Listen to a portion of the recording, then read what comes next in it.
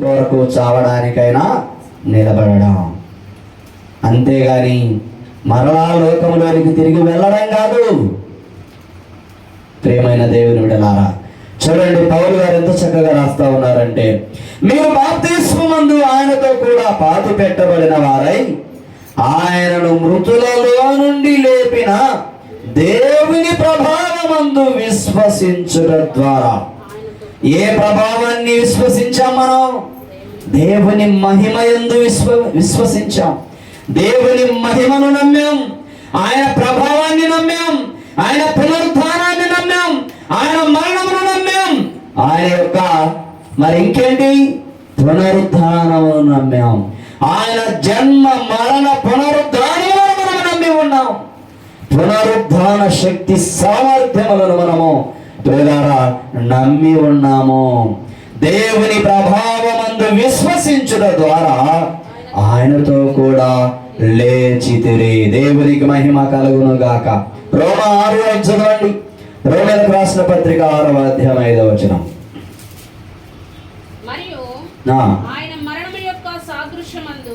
మరియు ఆయన మరణము యొక్క సాదృశ్యమందు ఆయనతో ఐక్యము గలవారమైన ఎడల ఆయన పునరుద్ధానము యొక్క సాదృశ్యమునందు ఆయనతో ఐక్యము గలవారమై ఉందుము. దేవునికి మహిమ కలుగును గాక. నా మనస్సు నీతో రాలేదా? నేను అక్కడ ఉండలేదా? నేను వినలేదా? నువ్వు అక్కడ ఉన్నప్పుడు నేను అక్కడ ఉండలేదా అంటాడు ఆయన.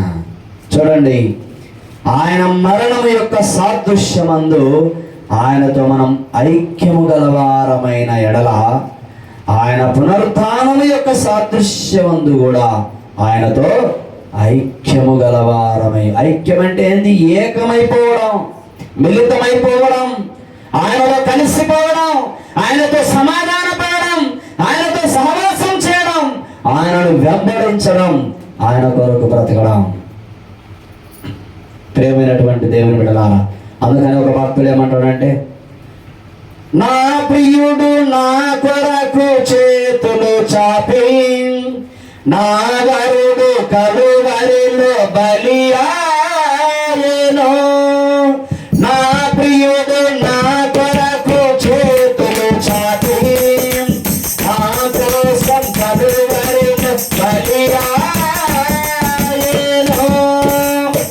బలి అయిన వానికి నా జీవితం అర్పించుకొనుటే నా ధర్మము. బలి అయిన వానికి నా జీవితం అర్పించుకొనుటే నా ధర్మము.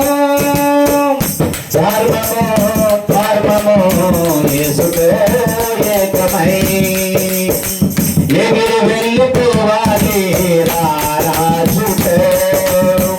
ఎగిరి వెళ్ళిపోవాలి రారాజుతో.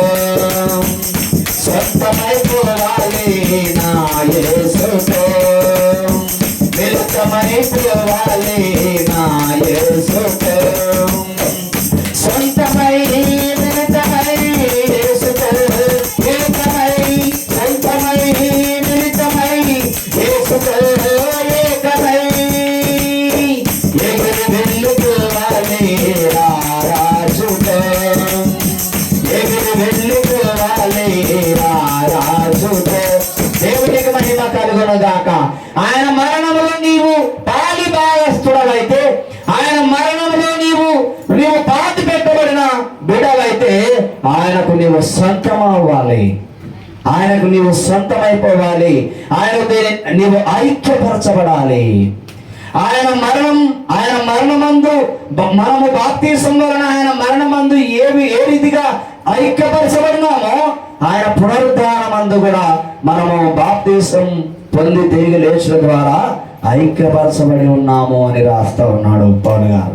చూడండి ఎంత అద్భుతంగా రాస్తున్నాడంటే, రోమీయులకు రాసిన పత్రిక 6:5లో ఆయన మరణము యొక్క సాదృశ్యమందు ఆయనతో ఐక్యము గలవారమైన ఎడల ఆయన పునరుద్ధానము యొక్క సాదృశ్యమందును ఆయనతో ఐక్యము గలవారమై ఉందుము. అంటే ఆయన మరణంలో నీవు పాలు పొందకపోతే ఆయన పునరుత్థానంలో నీకు పాలు పంపులు లేవు.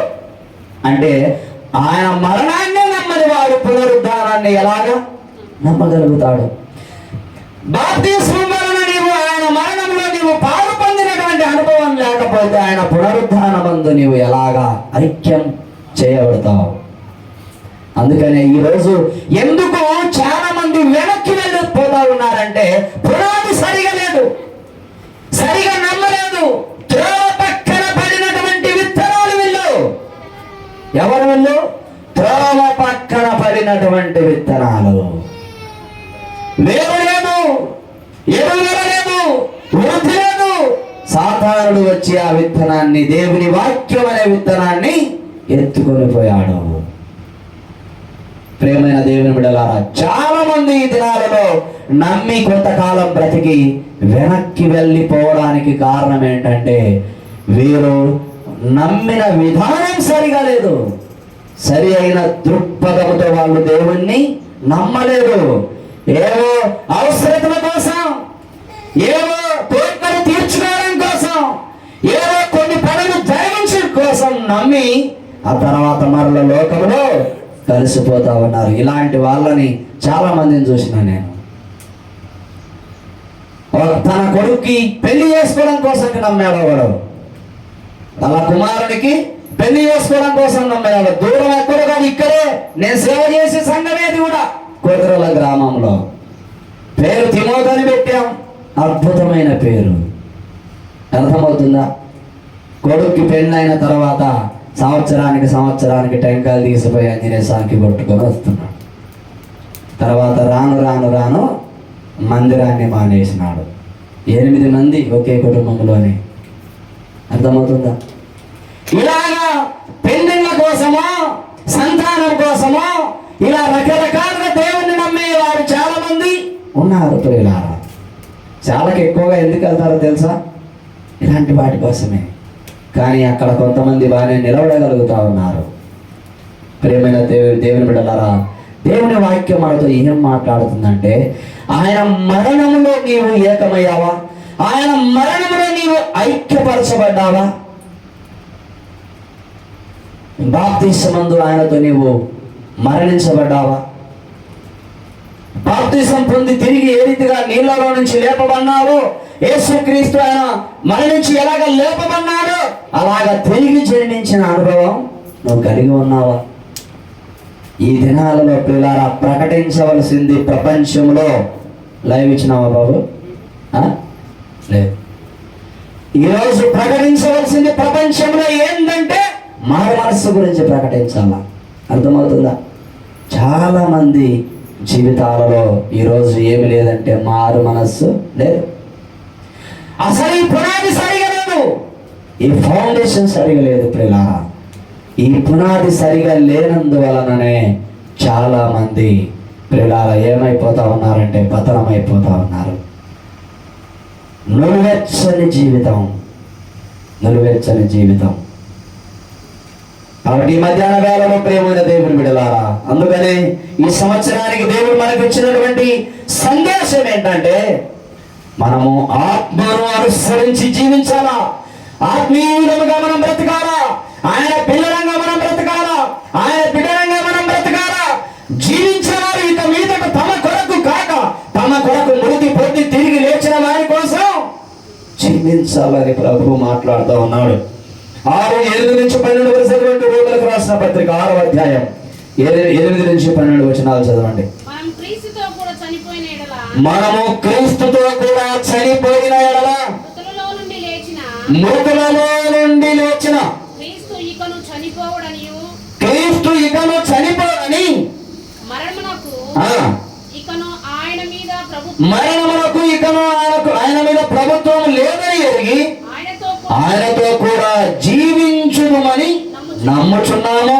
ఏలైనగా ఆయన చనిపోతుంటే చూడగా పాపము విషయమై ఒక్కసారే చనిపోయిన గాని ఆయన జీవించుట చూడగా దేవుని విషయమై జీవించుచున్నాడు. చెప్పండి, ప్రభు నామాన్ని మహిమ పడతాం. పాపల కోసం ఆయన ఎన్నిసార్లు చనిపోయినాడు?